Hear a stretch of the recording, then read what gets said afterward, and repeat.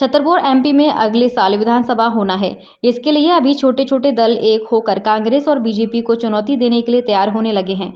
छतरपुर में समानता दल की संकल्प रैली का आयोजन किया गया। इस रैली में सामाजिक कार्यकर्ता मेघा पाटकर, मार्क्सवादी पार्टी के महासचिव सीताराम येचुरी सहित कई नेता शामिल हो गए। रैली में बोलते हुए सामाजिक कार्यकर्ता मेघा पाटकर ने देश की पहली नदी जोड़ो योजना के तहत कैन बेतवा लिंक परियोजना को केंद्र से मंजूरी मिलने के बाद इस योजना में हल्ला बोलते हुए मेघा पाटकर ने आरोप लगाया है कि इस योजना में नियम कायदे का ध्यान न रखकर मंजूरी दी गई। इस योजना में पन्ना नेशनल पार्क का बहुत सा एरिया इस योजना में चला जाएगा। वहीं उन्होंने छत्तीसगढ़ की खादानों को उद्योगपतियों को देने पर भी दोनों राज्यों की सरकारों को जमकर कोसा। कहानी है, लेकिन जब राक्षस इस अमृत को लेके भाग जाते हैं तब उसको वापस ले आना था देवताओं के। आज आप और हम उसी परिस्थिति में फंसे हैं। अमृत को राक्षस लेके भाग गए, हम उसको वापस ले आना है हमें जनता के हित में। और ये है अमृत काल का मतलब कि जनता के हित में इस अमृत को वापस ले आए। और उसके लिए मिलजुल कर सब मिलकर जब हम संघर्ष नहीं करेंगे, ये संभव नहीं है।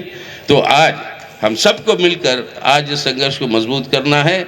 यही हमारी अपील है, हमें प्रेरणा है। और जाति भेद छोड़ो, इसके लिए आज हम सब लोगों को एकत्रित होकर आवाज उठाना जरूरी है। नहीं तो शिक्षा की बात सीताराम येचुरी जी ने की, सभी ने की। आज हम देख रहे हैं कि नव ब्राह्मणवाद खड़ा हुआ है। बाबा साहब ने भी कहा था कि हम ब्राह्मणों के विरोध में नहीं है, हम ब्राह्मणवाद के विरोध में हैं। और ये ब्राह्मणवाद अगर स्मार्टफोन के नाम पर आता है, ऑनलाइन ऑफलाइन कर देता है दलितों को, आदिवासियों को। हमारे जैसे जो जीवनशालाएं 30 सालों से चलकर 6000 पहाड़ी आदिवासी बच्चों को आगे बढ़ा चुके हैं, उन पर सरकार उनको लक्ष्य बनाकर झूठे आरोप लगाती है। पर जरूरी है समझना कि शिक्षा में भी आज ये धर्मांधता और जात्यंधता का बीज रोया जा रहा है। नई शैक्षणिक नीति की समिति को आप जांच करो। धर्मांध शक्ति संस्था, उन्हीं से निकले हुए सदस्य हैं समिति में हर कोई। तो समझो भाई साहब और बहनों भी कि हमारे इतिहास को बदलना चाहने वाले वो गंगा जमुना तहजीब का इतिहास भी खत्म करना चाह रहे हैं। वो जाति के आधार पर और भेदभाव के आधार पर नहीं चाहते हैं कि हम एकजुटता होकर संवैधानिक अधिकार, शिक्षा का हो, स्वास्थ्य का हो, रोजगार का हो, शहरी गरीबों के आवास का हो या विस्थापितों के पुनर्वास का हो, पर्यावरणीय जल जंगल जमीन को, नदियों को बचाने का हो, उसके लिए हम लड़े। ये वो नहीं चाहते हैं और इसीलिए वो दीवारें खड़े कर रहे हैं।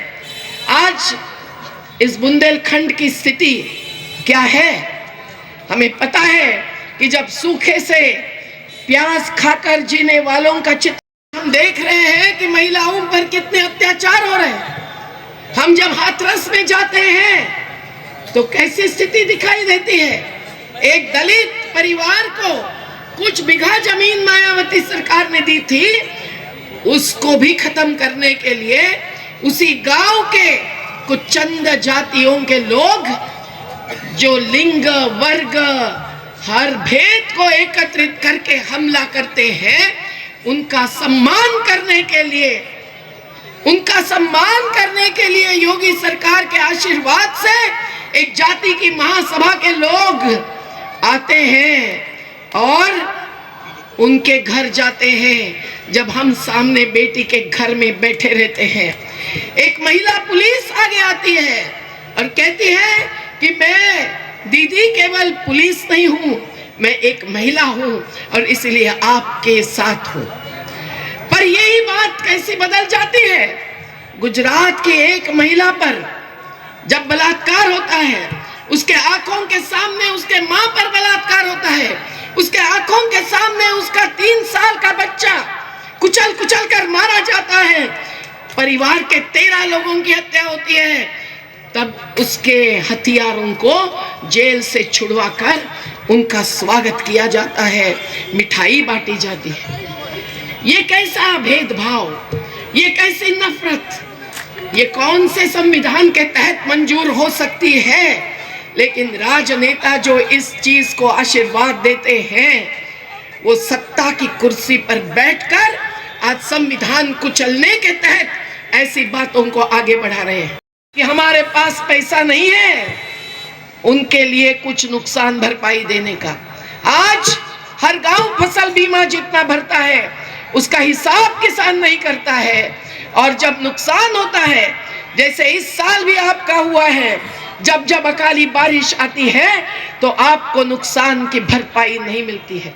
लेकिन फसल बीमा के नाम पर 5 साल में 45,000 करोड़ रुपए कमाए हैं उन्हीं कंपनियों ने जिनको दान धर्म के जैसे बीमा का काम किया है। आज ये कंपनियों के राज के तहत पैसा है कि नहीं, पैसा कहां जा रहा है, कौन लूट रहा है, आपको पता है?